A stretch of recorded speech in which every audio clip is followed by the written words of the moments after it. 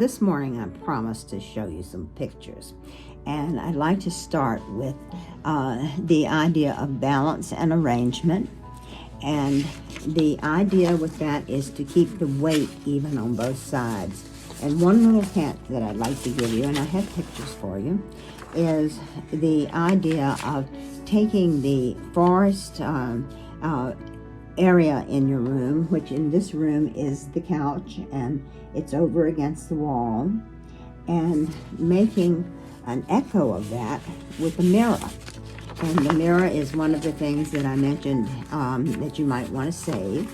And a mirror can make your house look twice as big because it can reflect the couch on the far other side of the house and make it so that your home looks larger, which most of us like. Now, in terms of balance, it's important to also keep balance with your internal organization, and that's where the having everything in its place and the maintenance comes in. And it's true that the internal is probably every bit as important as the external, if not more. And here is a picture of cabinets, and in this picture there are boxes which you can cut down so you can see the top of the cleaning fluids, and each box can be pulled out so that you can see the back of the box. It's labeled, and you are able to combine things that are low, such as Windex when it gets halfway full, and you can combine it and throw away one of the containers. So organizing those shelves can be a very exciting and gratifying part of your uncluttering. And here's a picture also of an uncluttered refrigerator. And again, the things that are important in this refrigerator, you notice, are that everything is turned to the front, which means simply that you can find it. You can imagine that you're at a grocery store, and where everything, even though there's piles of stuff in there, there are piles of stuff in there, that they're all turned to the front. So you may have a larger family and not be able to get this kind of sparseness in your refrigerator. But what you can do is make it so that everything can be seen to the very best of your ability. Because if you don't see what's in your refrigerator, you're just liable not to eat a lot of the things that are in there. So now I promised to show you some before and after pictures, which I'll get to now. And this is the beginning of one person's dining room. And here you see the dining room table. And then all around the dining room are cluttered things, very cluttered. And so this person could not use that dining room as a dining room. And most of us in these days have gotten so we take TV trays and put them in front of the television and find ourselves not having a need for a dining room much, except for special occasions where we invite company.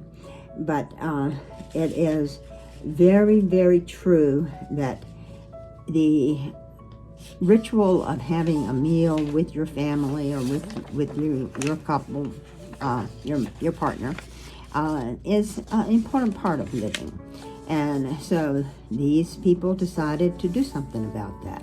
So I'm cluttering the dining room now. This is the entrance to the dining room. And you can see, again, like the mirror that reflects, you can see objects of nature. The stones are on top of the dental cabinet here.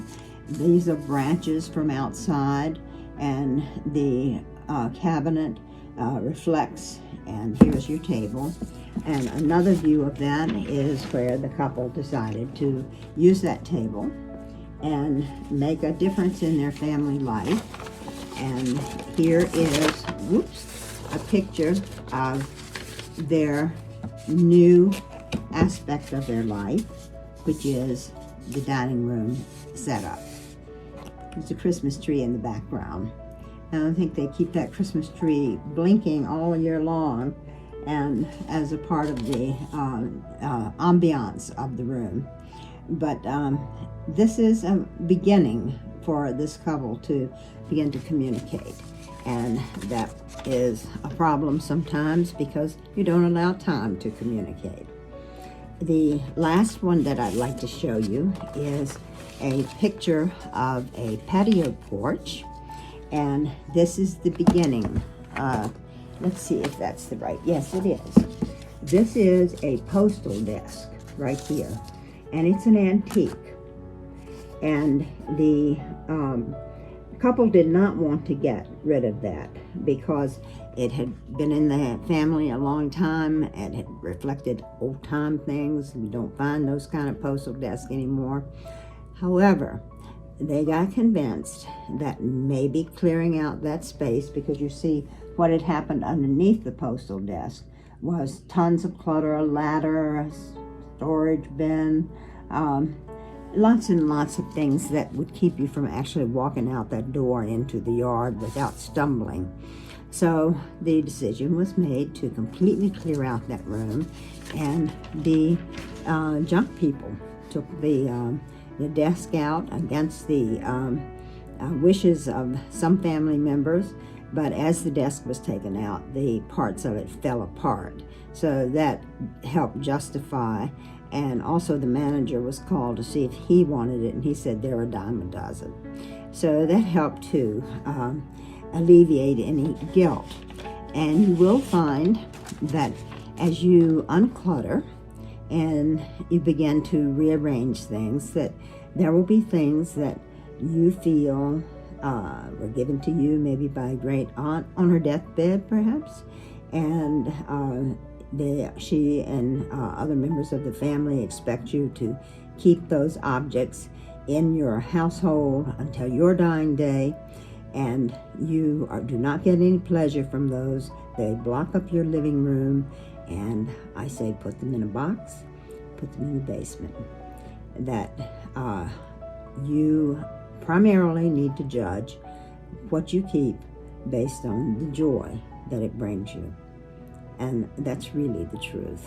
Your home needs to be a place of joy. It needs to be your home place, not the family's home place.